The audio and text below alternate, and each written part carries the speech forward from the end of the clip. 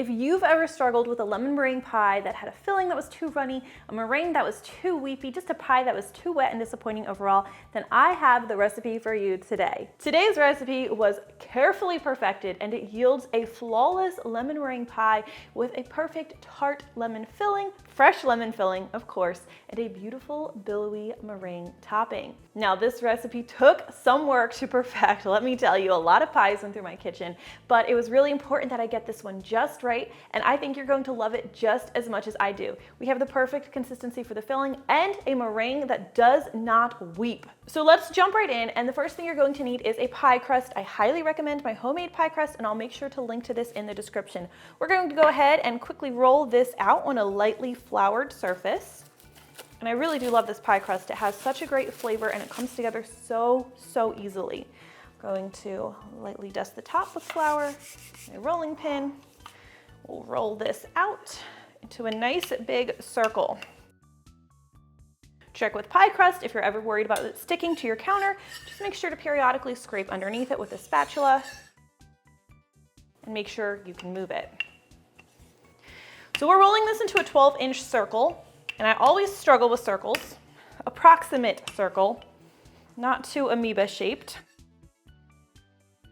Honestly, not my worst circle. I usually just take my pie plate, and we are using a 9-inch pie plate today, and I just hold it over the pie dough to make sure we'll easily cover the pie plate. So let's go ahead and transfer this.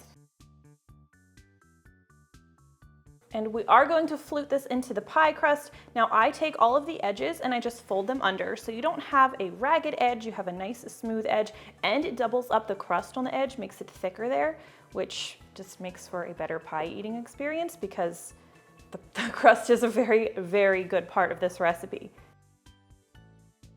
All right, I folded all the excess under, and now I'll just flute it, which is very easy to do. Just take your knuckle, press it into the pie dough, and use your finger and your thumb to pinch it. Now, while I'm doing this, I want to make sure it's not hanging too far off the edge of the pie because then it could fall down while it's baking in the oven. And I make sure I'm sort of gently pressing it into the lip of the pie plate as well, which just gives it a little bit of support. All right, now before this can go in the oven, it's going to need to chill in the freezer. I say a minimum of 20 minutes, but you can let it go longer. You can even let it sit overnight in the freezer. While that's chilling, you'll want to get your oven preheating to 375 degrees Fahrenheit. All right, once your pie crust has chilled and your oven is at 375 degrees Fahrenheit, we are going to bake this. Now, first we're going to fill it with some pie weights, which is going to help the crust keep its shape and keep it from falling in on that pie plate. So to do this, I just grab a sheet of parchment paper, and in order to get this to lay nice and flat in there, I usually just crumple it up. And I'll unfold it, crumple it again. Otherwise, it tries to kind of maintain its own shape instead of forming to the pie crust.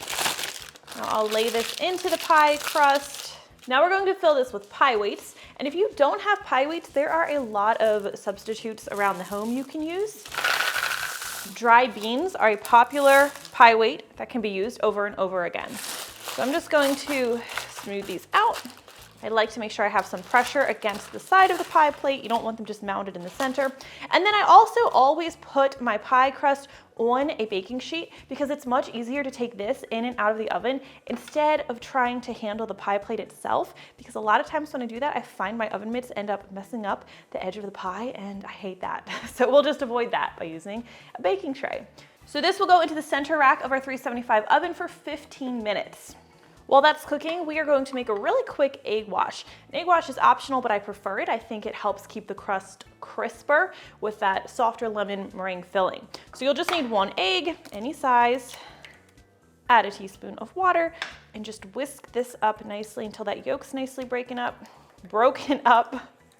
All right, after 15 minutes, we are going to carefully remove the pie weights.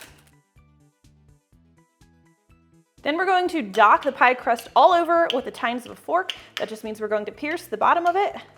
And I don't do this with every pie, but we're going to brush it with that egg wash we just prepped. So I just use a pastry brush for this, and I brush the bottom. Helps make it a little bit more crisp, a little bit more sturdy for holding that lemon filling. And I also brush the edges gently. They are very fragile right now. All right, this is going to go back in our oven where it's going to bake for another 10 to 15 minutes until it's beginning to turn a nice light golden brown color. All right, this looks great. So we're going to let this pie crust cool while we start preparing our filling. What we're not going to do is we're not going to turn off our oven. We need it to be at 375 degrees so that we can toast our meringue once we get there. Let's get to our lemon filling now. So for this recipe, you are going to need 5 eggs, but we're going to separate the whites and the yolks. 5 egg yolks are going to go into the filling. The 5 whites will go into the meringue topping. Crack that egg and then just pass that yolk back and forth until the white falls off. We'll put our yolks in one bowl and our whites in another. I have another measuring cup right here. A few things to keep in mind anytime you are making meringue is that it is very important that your egg whites go into a dish that is completely clean, completely dry, and completely grease-free. It's also best to use a glass or metal dish and not a rubber or silicone one. Any of those things can keep the whites from whipping nicely into our meringue. If you see any of those stringy bits with egg whites, you want to knock them in with your egg white and not with your yolk.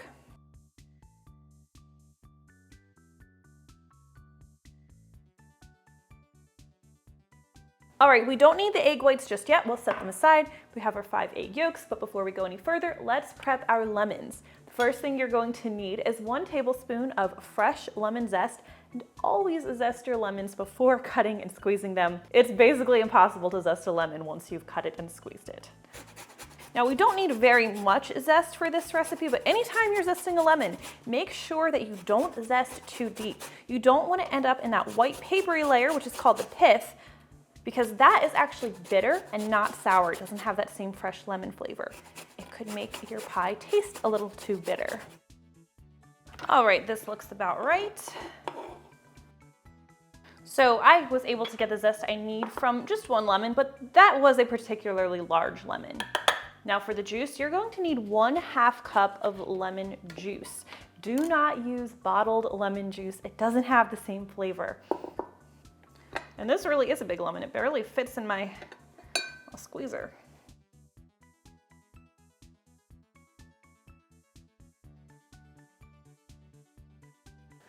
Always get on eye level anytime you're filling up a liquid measuring cup. All right, 1/2 cup of lemon juice. Now before we head over to the stovetop, I do like to make sure I have a couple things prepped. I want to make sure I have a heat-proof bowl and a fine mesh strainer, and a spatula as well, because after we make our lemon filling, as soon as it's done cooking, we're going to pour it through this strainer. So I like to have this ready. That way we don't accidentally overcook our filling. Okay, let's head over to the stovetop. So in a medium-sized saucepan, we are going to combine 1 cup of granulated sugar, 1/3 cup of cornstarch, and a 1/2 teaspoon of table salt. We'll use a whisk to whisk these together. You want to make sure there are no lumps hiding in that cornstarch. Just do your best. If there are any hiding, we'll get them when we strain everything. All right, while we are whisking, we are going to drizzle in our lemon juice. Remember, this is 1/2 cup.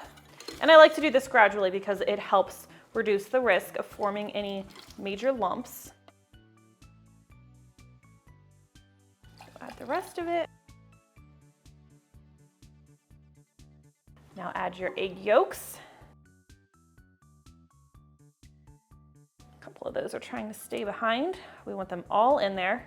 And we'll add our lemon zest as well. Again, make sure we get all of that in there and whisk everything again. And once that is well combined, we are going to add 1 1/4 cups of water. This already smells so good. Lemony. Now turn your stovetop to medium heat or just a notch above medium if your stove kind of runs a little bit hot, and we're going to cook this until the mixture begins to thicken. So what I love about this filling is I worked really hard to, 1, make sure you wouldn't have to temper the eggs. That is an extra step that can be really fussy. I don't love doing it myself. There's no tempering or typical tempering required of this recipe. And 2, the filling is not runny. It's perfectly firm, but it's still so smooth and creamy. Now, don't heat this too fast, don't crank up the heat, or what's going to happen is the sugars won't dissolve properly and it's not going to cook properly. You have to go a little bit slower on medium or medium-low heat. We're not going to be bringing this to a boil, it's just going to thicken as it heats. Just keep whisking it so that it heats evenly. You'll be able to tell that this is finished cooking and you're ready to remove it from the heat when you notice that the whisk is starting to leave trails in it. It'll be thickened, it'll be approaching a pudding-like consistency, and if you take a spoon and dip the spoon into the mixture, it should coat the back of a spoon. Now, while this is cooking, I do also have 3 tablespoons of butter. I'm using salted butter today, and this is just at the ready for once this is finished cooking. I hated lemon meringue pie when I was a kid because it always just ended up, the texture was almost soggy. The filling was too runny, the meringue was too weepy, there was like a puddle between the meringue and the pie. I never liked it. And when I started developing this recipe, I made sure this one was not going to turn out anything like that. All right, we are getting close. Can you see we're leaving trails through the mixture? We're getting a couple of bubbles. I don't want to let this go too much longer, but you can see the back of the spoon is coated. I got to get this off the heat before we get any burning happening. And I'll keep whisking this so nothing burns. And now I am going to immediately pour this into my heat-proof bowl. I'm glad I had it ready. And we're going to just scrape all of this filling through our strainer. All right, we're going to quickly help coax this through the strainer using our spatula. And the reason we use the strainer is just in case there are any lumps from the cornstarch. A common thing that happens when you're cooking a custard like this is some small bits of the egg can start to cook a little bit in there. You don't want any of those in your filling. You want a nice, smooth filling. And yes, this is going to catch some of the lemon zest, not all of it, but that lemon zest has already done its job and imparted a lot of flavor into the mix while it was cooking. See, you can see I have tiny bits of white there. That's from the egg. We don't want that in our filling. Grab a different spatula, and I'll use this to scrape the outside. This one's not contaminated with any possible lumps. All right, now remember that butter we measured out earlier? 3 tablespoons, we're going to add them in. I've cut them into tablespoon-sized pieces, and they are softened a bit, so they're not straight from the fridge. And I'll stir these in until they're completely melted and our mixture is nice and smooth. All right, this is nice and smooth. Let's grab our pie crust that we cooked earlier. And let's go ahead and pour this filling right into the crust. We're not gonna waste any drop of this, not if I can help it. All right, go ahead and smooth this. And we're about to jump right into making our meringue topping. You want to put this on while the pie is still warm, and it does take a couple minutes to get the meringue ready. To help keep this filling a little bit warmer, I like to take a piece of foil and just drape it over the pie crust just to keep a little bit of that warmth in there. We'll set that aside and let's jump right into our meringue. For today's pie, we are using an Italian meringue. Now, most lemon meringue pies use a French meringue. Italian meringue is a little bit more complicated. It requires a couple more dishes, but while French may seem faster and easier, in the long run, it's actually more fussy and it's a lot more prone to weeping. It was so important to me that we do not have a meringue that weeps, so we are actually going to sort of pre-cook it on the stovetop instead of hoping that it cooks all the way through in the oven, which doesn't always happen. So for this, you're going to need a double boiler. I don't own a dedicated double boiler, so I just kind of make one by taking a medium-sized saucepan. I fill it with about 1.5 inches of water, and I grab a heat-proof bowl. You want to make sure this fits in the pot without touching the water. We're not going to put it in there just yet, but we'll need it in a bit. So I'm going to bring this water to a simmer over low heat. And we're going to start combining things in our mixing bowl, but I do want to note that it's super important that this be completely clean, dry, and grease-free. So we're going to add 2/3 cup of granulated sugar, 3/4 teaspoon of cream of tartar.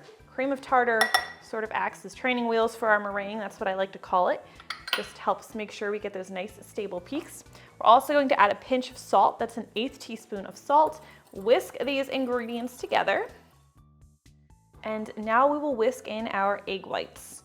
Remember, this is 5 egg whites.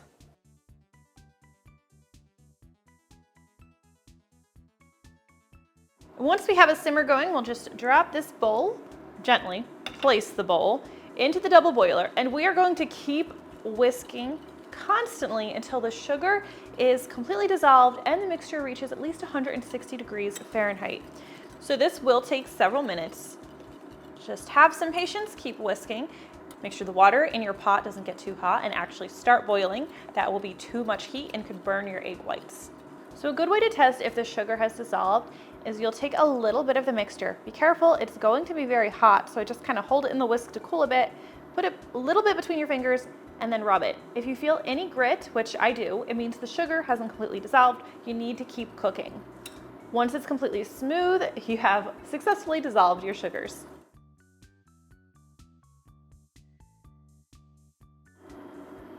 All right, our sugar is dissolved, but the egg whites have a little bit more time to go before they've reached 160. We're getting there though.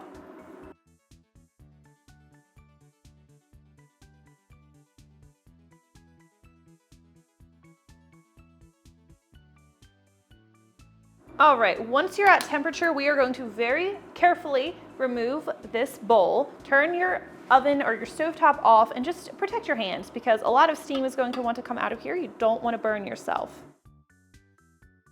All right, we are going to dry off the bottom of this bowl. And this is actually much too small to whip our meringue. So I have another large bowl here and I'm going to carefully pour the egg whites into this instead. All right, for the next part, we're going to be whipping these egg whites to stiff peaks. This could absolutely be done with your stand mixer and the whisk attachment. It'll save you a little bit of time that way, but today I'm just going to be using my electric mixer instead, my electric hand mixer. We are going to start on a lower speed, gradually increase to high speed, and we are going to beat this mixture until we have thick, billowy, stiff peaks.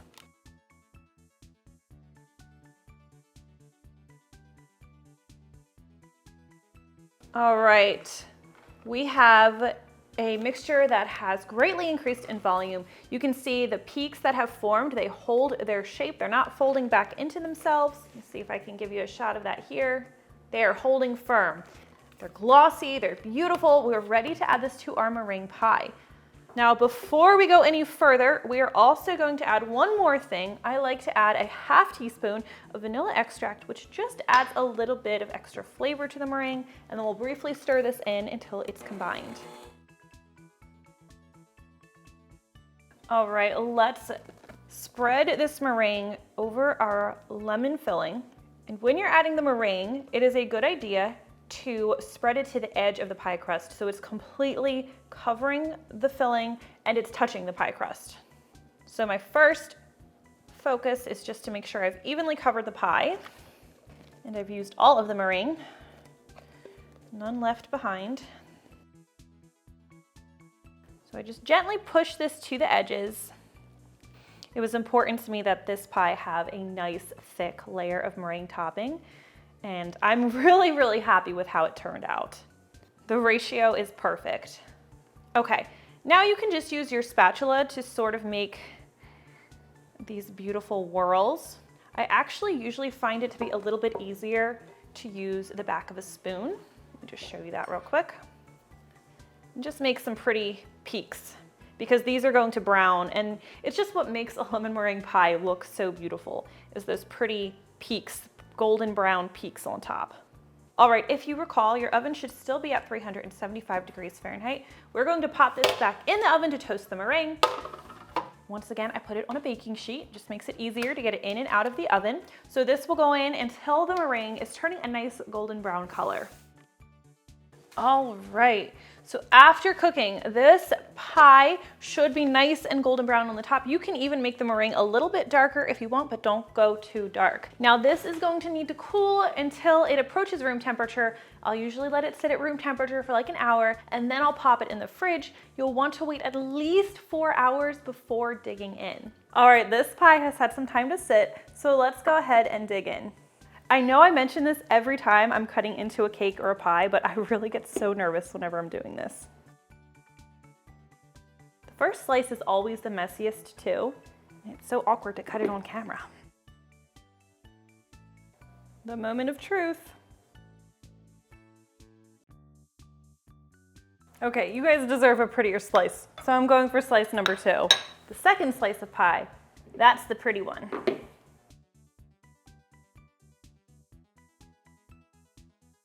There you go. That's a lot better.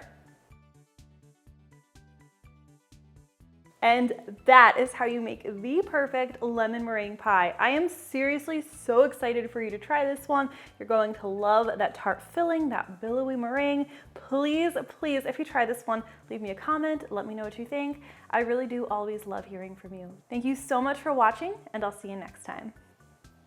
Oh, this is the best part. This is a good pie. Oh my gosh. Oh my gosh.